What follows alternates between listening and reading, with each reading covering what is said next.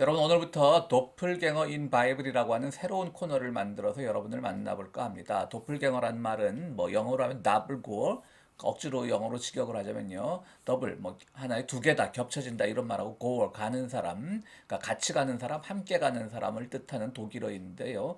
이 말은 본래 서로 쌍둥이는 아닌데 같은 시대에 사는 사람끼리 뭐 비슷한 삶을 살았다거나 비슷한 인생의 여정을 걸었다거나 뭐 이런 경우에 도플갱어라고 합니다. 또 외모가 아주 닮았거나 그래서 뭐 연예인들하고 비슷한 일반인들의 사진을 올려놓고 뭐 아무개의 도플갱어다 뭐 이런 식의 인터넷 사진들이 많이 돌아다닌 것을 본 적이 있을 겁니다. 도플갱어 뭐 누구 아무개 뭐 이런 식으로요.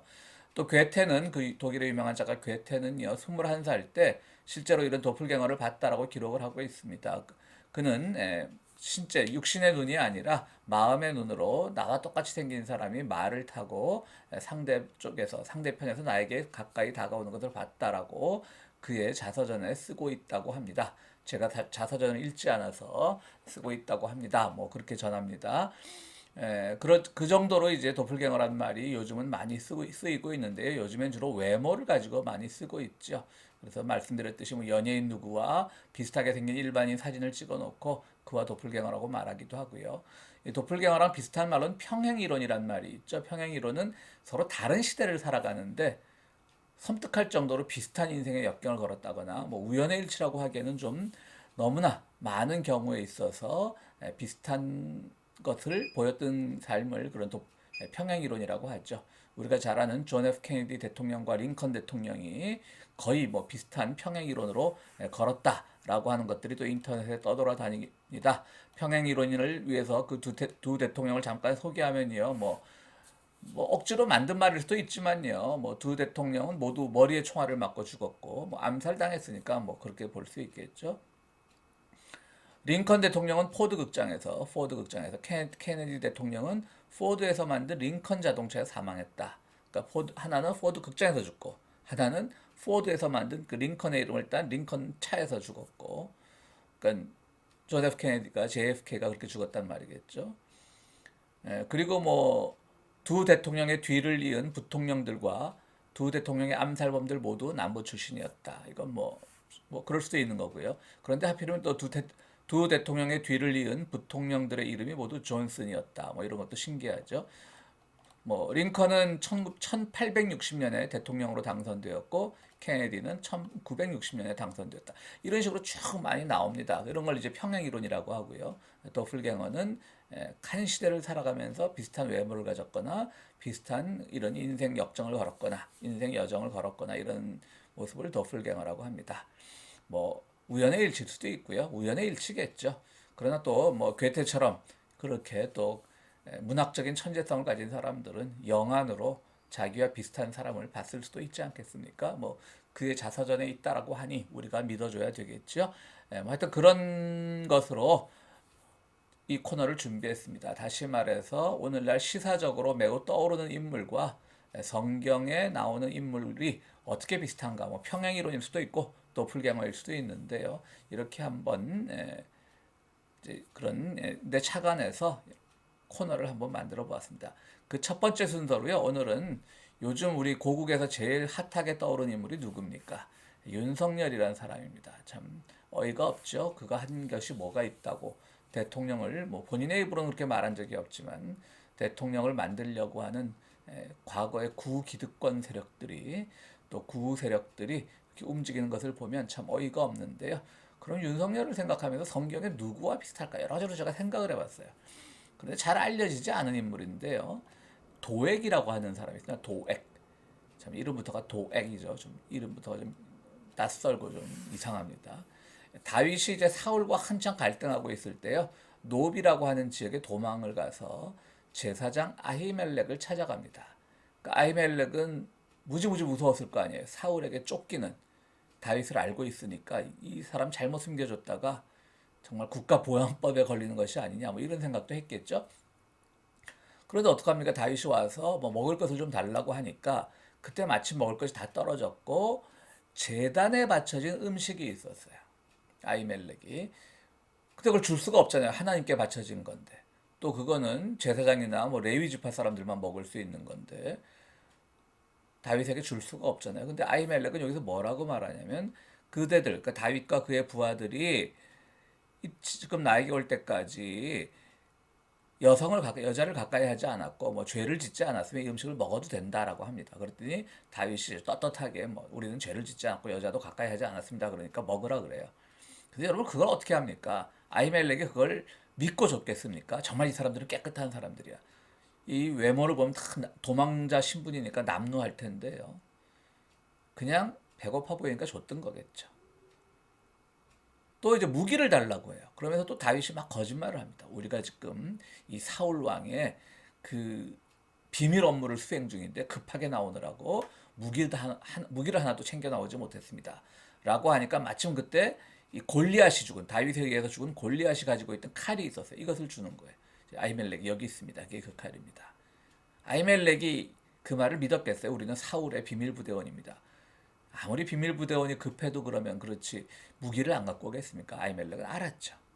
그러나 일단 쫓기는 사람 같았고 당시에 그 역학 구조상, 정치 구조상 사울보다는 다윗이 더 하나님 보시기에 옳은 일을 하고 있다는 것을 제사장 아히멜렉은 알았던 것이죠. 그러니까 율법을 어긋나면서까지 제단에 바쳐진 음식을 다윗에게 주고요. 또 그에게 무기를 전해줍니다. 그럼 도액이라는 사람은 누구냐? 이 모습을 숨어 있다가 다 본 거예요. 그래서 사울 왕에게 그를 이릅니다. 저 아히멜렉이란 자가 당신을 배신하고 도망간 그 다윗과 그의 부하들에게 먹을 것도 주고 무기를 주었습니다. 라고 이릅니다. 그러자 사울의 화가 이제 머리끝까지 치솟았겠죠.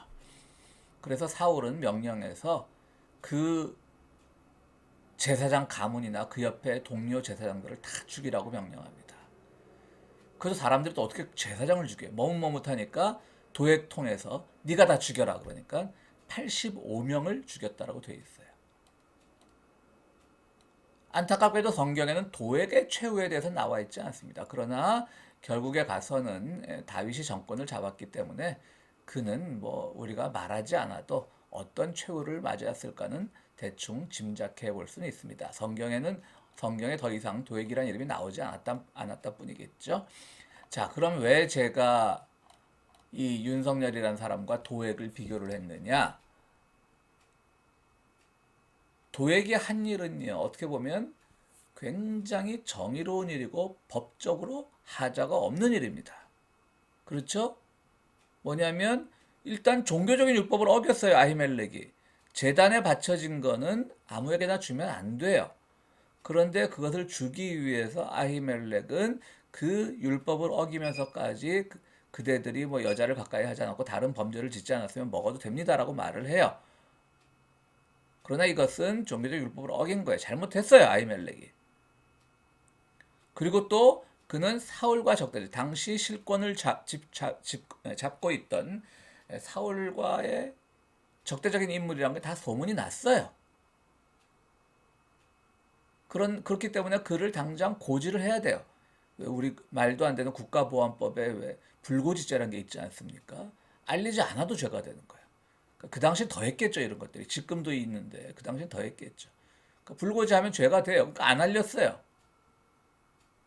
근데 도액의 입장에서 봤을 때는 그 정치적으로 안 알린 죄, 종교적으로 율법을 어긴 죄, 이건 분명히 법에 어긋나는 거 맞아요, 도액은. 그러니까 자기 딴에는 굉장히 정의로운 일을 한 거예요. 그런데 도액이 놓친 게 뭐가 있습니까? 도액이 놓친 건 바로 모든 것은 법과 그가 만든 정의라는 것으로만 해결될 수 없다는 것을 도액은 놓치고 있었던 것이죠. 그래서 도액은 사울이 허락한 그 칼로 정말 제사장을 무려 85명이나 죽이는 그런 아주 정말 파렴치하고 정말 잔인한 범죄를 저지르게 된 것입니다. 어떠세요, 여러분? 비슷하지 않으세요? 윤석열이라고 하는 사람은 분명히 자기 딴에는 나게는 법을 잘 지켜. 저기 보니까 뭐 어겼어. 살다 보면 어길 수 있죠. 이거 여러분 털어서 먼지 안 나는 사람 어디 있어라고 하는 그것으로 접근하는 것이 아닙니다. 그건 굉장히 위험한 발상이죠. 먼지라도 털어서 나면 그것이 법에 저촉되면 당연히 그 먼지가 난 만큼의 형벌을 가중을 시켜야죠. 그건 맞는 얘기입니다.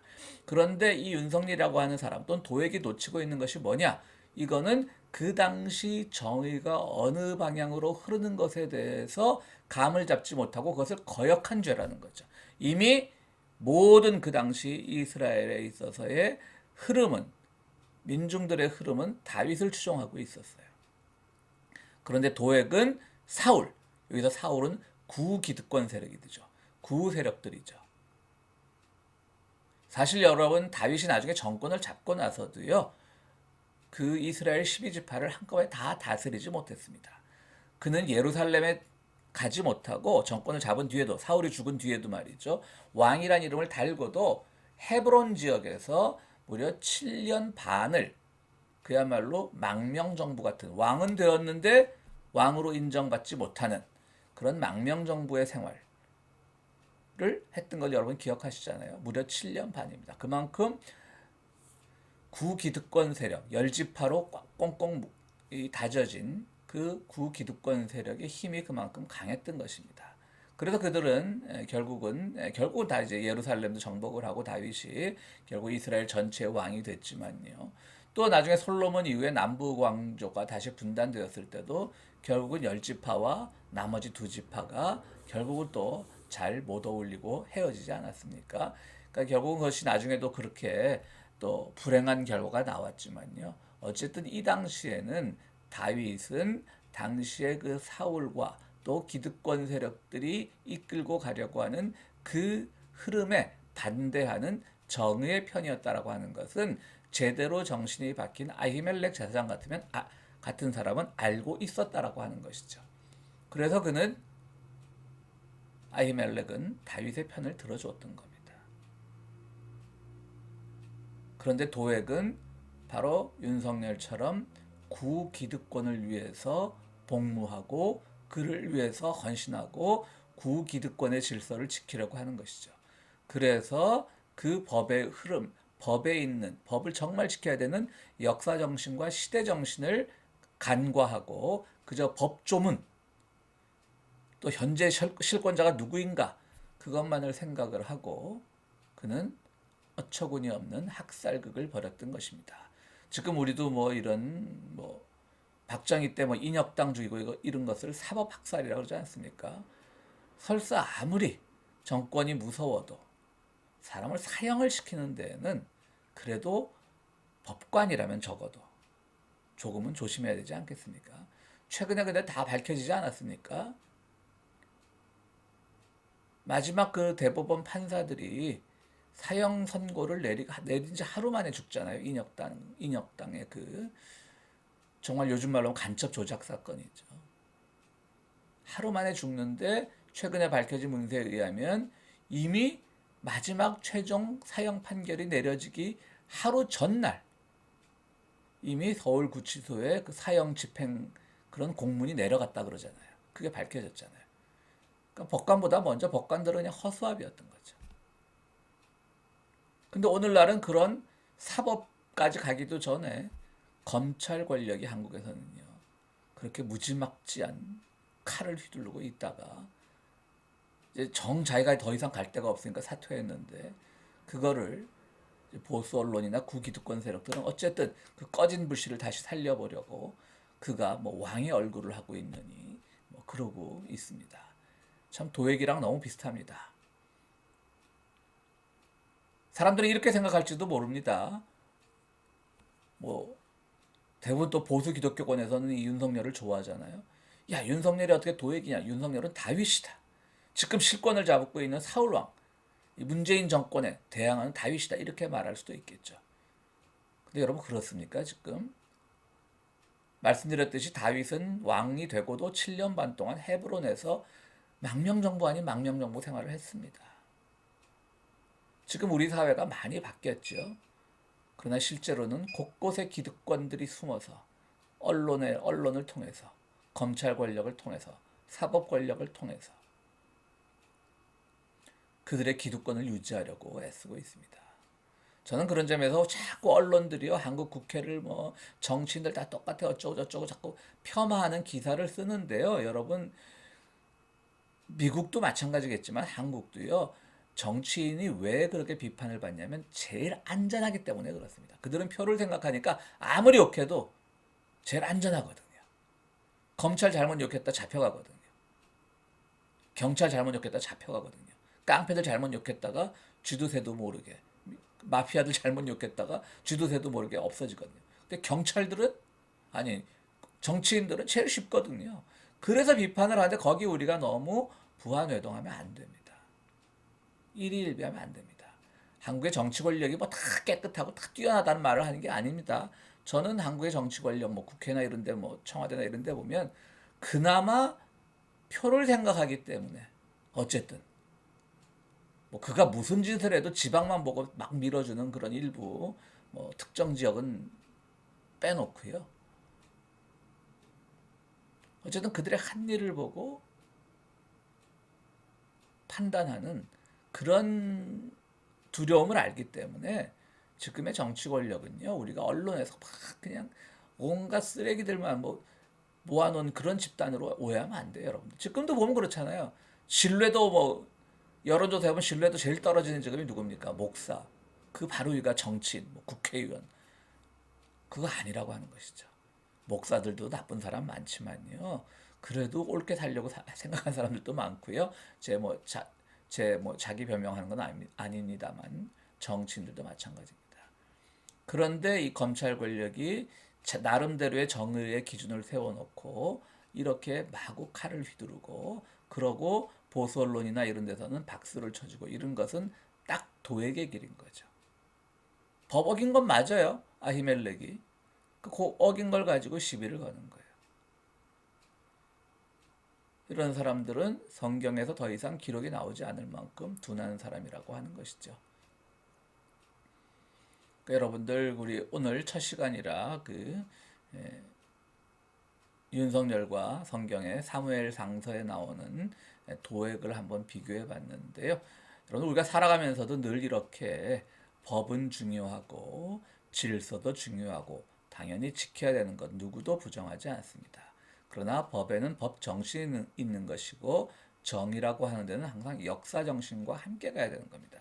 어느 특정한 일이 평생을 가도록 몇천 년이 지나도록 하나의 사건이 그대로 그 자체로 진리와 정의로 존재할 수는 없습니다. 그것은 상황에 따라서 바뀔 수도 있고 상황에 따라서 정의가 불의가 될 수도 있기 때문에 어느 것이 그 시대 정신에 가장 맞느냐를 먼저 고민해야 되는 것이죠. 그 고민이 없으면 우리가 믿는 믿음이고 뭐고 다 허사가 되는 겁니다. 오늘 첫 번째 도플갱어 인 바이블이라고 하는 코너에서 만나본 사람은 윤석열과 도액이었습니다. 여러분들 다음 시간에 또 누가 될지 한번 시사적으로 한번 제가 고민도 해보고 성경적으로 고민도 해보겠습니다. 뭐 인문학적 상상력으로 읽는 뭐 창세기 이런 코너들도 계속 지속될 예정입니다. 오늘은 여기서 마치겠습니다. 고맙습니다.